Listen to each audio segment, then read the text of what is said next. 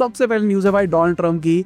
तो उन्होंने finally tariff impose कर दिया है। जो लोग उनकी बात नहीं मान रहे हैं, जैसे अभी तक देखा गया था, वो ग्रीनलैंड को हथियाना चाहते हैं, और जो मना कर रहा है उनको, उसके ऊपर टैरिफ लगाए जा रहे हैं। डेनमार्क तो फंसना ही था क्योंकि ग्रीनलैंड उनका है, फिर यूके, फ्रांस, अब यूरोपियन यूनियन ने भी कह दिया कि भाई हम भी लगाएंगे सैंक्शन, तुम लगाओगे तो हम कम है क्या। सबसे पहले यूरोपियन यूनियन ने जो ट्रेड डील थी यूएस के साथ में वो सस्पेंड करी। इसके अलावा यूरोपियन यूनियन $108 बिलियन का रिटेलिएटरी टैरिफ लगाने के मूड में है यूएस के अगेंस्ट। कनाडा ने भी स्मार्ट चीज करी है, उन्होंने चाइनीज ईवी के लिए मार्केट ओपन कर दी है। तो उन्होंने 100% टैरिफ कट कर दिया है चाइनीज ईवीज के ऊपर। बाकी चाइना वालों ने धीरे धीरे करके जो यूएस का डेट होल्डिंग है उसको कम करना शुरू कर दिया है। 17 ईयर लो पे जाता हुआ दिखाई दिया है नंबर। बाकी डोनाल्ड ट्रंप जेपी मॉर्गन को भी सू करने वाले हैं भाई। क्यों? क्योंकि वो जो कल चुका था ना, जब दंगे हो गए थे यूएस के अंदर, उस टाइम पे इनका अकाउंट बंद कर दिया था जेपी मॉर्गन ने इस चक्कर में। बाकी एफटीसी की बात करके चले तो वो डोनाल्ड ट्रंप के मोबाइल फेलियर के ऊपर भी इन्वेस्टिगेशन बिठाने वाली है भाई। बाकी एलॉन मस्क ने केस कर दिया है भाई ओपन एआई के ऊपर फ्रॉड का।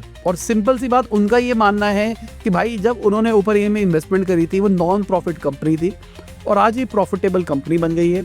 जो उन्होंने पैसा डाला था वो गलत तरीके से ट्रीट हुआ है, इस चक्कर में फ्रॉड का केस डाला गया है। बाकी रिलायंस की बात करके चले तो भाई रिलायंस का एजीएम हुआ, बहुत सारी अनाउंसमेंट हुई है। सबसे पहले रिलायंस का जो प्रॉफिट है वो 4 क्वार्टर लो पे जाता हुआ दिखाई दिया भाई। अगर इनके जियो की बात करके चले तो Q3 के अंदर वो 13% बढ़ता हुआ दिखाई दिया। आरपू 214 रुपीज पे जाता हुआ दिखाई दिया। बाकी जियो स्टार की बात करके चले तो वहां पर Q3 का रेवेन्यू भी बढ़ता हुआ दिखाई दिया है। बाकी Reliance solar cell battery exports के बारे में भी प्लान कर रहा है जापान, कोरिया, यूरोप के अंदर। अगर इनके रिटेल की बात करके चले तो वहां पर 8% रेवेन्यू राइज आया है। अभी 8% छोटा नहीं है भाई, 97,605 करोड़ की बात कर रहे हैं यहाँ पे हम। ऊपर से ही जो इनका अजियो क्विक है वो अब 420 पिन कोड्स में काम करता है 10 सिटीज के अंदर। बाकी इन्होंने क्विक कॉमर्स क्रैक कर दिया है भाई, second largest quick commerce player बन गया है। और इस चक्कर में इन्होंने प्रॉफिटेबिलिटी वेट कर दी है क्विक कॉमर्स के अंदर। ब्लिंकिट वालों ने अपनी डिलीवरी फीस हटा दी है भाई, क्योंकि मार्केट में कॉम्पिटिशन चल रहा है, सबके सब अपनी डिलीवरी फीस हटाने पे लगे हुए हैं। बाकी इंडिगो की भी खबर निकल के आई है, दिसंबर में जो क्राइसिस हुए थे उसके चलते गवर्नमेंट ने 2220 करोड़ रुपीस का फाइन लगा दिया भाई इनके ऊपर। बाकी टिकटॉक वालों ने भाई माइक्रो ड्रामा ऐप निकाल दी है, पाइन ड्रामा करके।